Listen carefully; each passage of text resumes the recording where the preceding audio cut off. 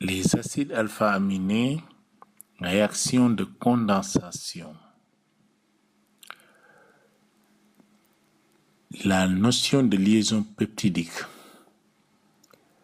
La condensation entre deux molécules d'acide alpha-aminé s'obtient en éliminant une molécule d'eau selon l'équation l'acide alpha-aminé, deuxième acide alpha-aminé, la fonction acide carboxylique de l'un des acides alpha-aminés réagit avec la fonction amine. Il y a une élimination d'eau. On obtient donc une macromolécule constituée par les deux acides alpha-aminés, où ici nous avons un acide alpha-aminé N-terminal. Là, nous avons un acide alpha-aminé C-terminal. Ce sont les fonctions qui n'ont pas participé à la réaction. Et une fonction amide qui est appelée liaison peptidique. Donc, la molécule obtenue est un dipeptide. Le groupe amine CONH qui relie les deux acides alpha-aminés est appelé liaison peptidique.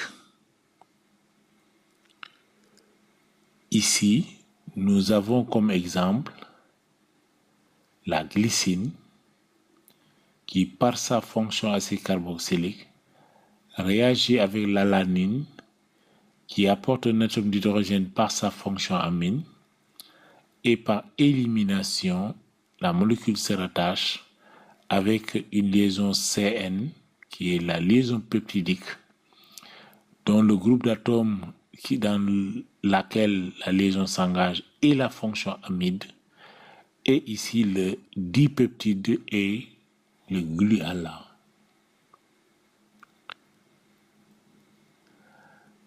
La synthèse d'un dipeptide. Considérons la synthèse d'un dipeptide formé de glycine et d'alanine. Deux dipeptides différents peuvent en fait être obtenus à partir de ces deux acides alpha-aminés. Nous avons ici la glycine qui peut réagir avec l'alanine pour donner deux possibilités de produits de dipeptides formés. Le groupe COH de la glycine peut réagir avec le groupe NH2 de l'alanine pour donner ce dipeptide dont on peut bien marquer ici la liaison peptidique. Donc c'est le H-gluala-OH, un dipeptide où la glycine est N-terminale, où l'alanine ici est C-terminale. Le groupe NH2 de la glycine peut réagir aussi avec le groupe COH de l'alanine et donner le dipeptide ci-dessus, marqué par la liaison peptidique. Ici, nous avons l'alanine qui est N-terminale et la glycine C-terminale.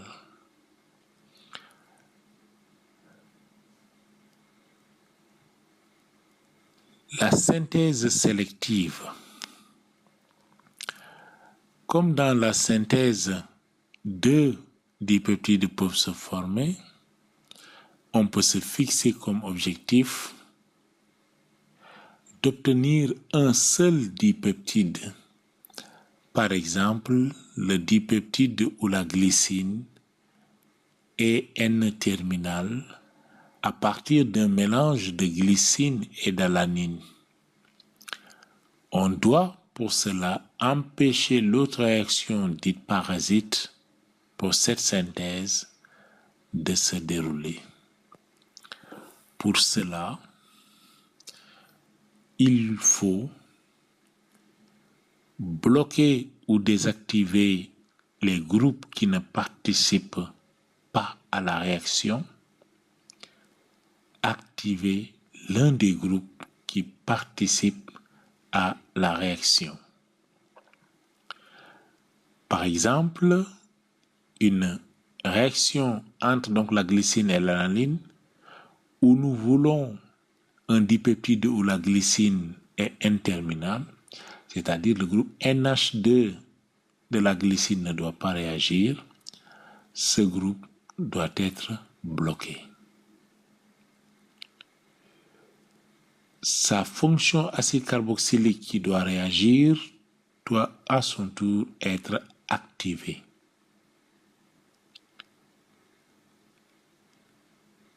Le groupe COH de la glycine de l'analyne qui ne doit pas réagir doit être aussi bloqué. En résumé, pour la synthèse sélective, les étapes de la synthèse sélective pour la formation d'un dipeptide de la glycine est N-terminale. Nous devons bloquer le groupe NH2 de la glycine en le transformant en amide, bloquer le groupe COH de l'analyne en le transformant en ester, activer le groupe COH de la glycine en le transformant en chlorure d'acyle, former la liaison peptidique par la réaction des deux acides alpha-aminés, régénérer ou libérer les groupes bloqués. Acide alpha-aminé, autres propriétés chimiques. La réaction d'estérification. Un acide alpha-aminé peut réagir avec un alcool pour donner donc un ester aminé plus de l'eau. La fonction ester est mise en exergue.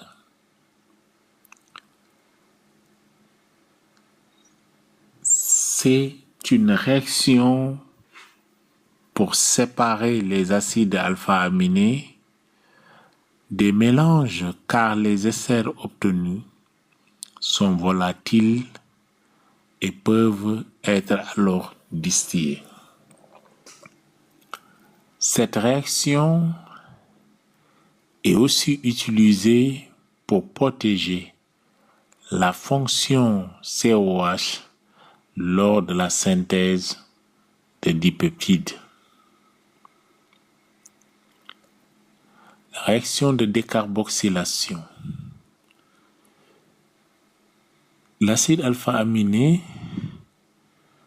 peut, en présence d'alumine, se transformer en amine primaire plus CO2. La décarboxylation et la perte d'une molécule de CO2. Les amines formées peuvent être toxiques. La réaction d'amidification. L'acide alpha-aminé peut réagir avec une amine pour donner un amide et de l'eau. La fonction amide est mise en exergue. L'amide est ici une liaison peptidique. Cette réaction permet de bloquer ou de protéger la fonction acide carboxylique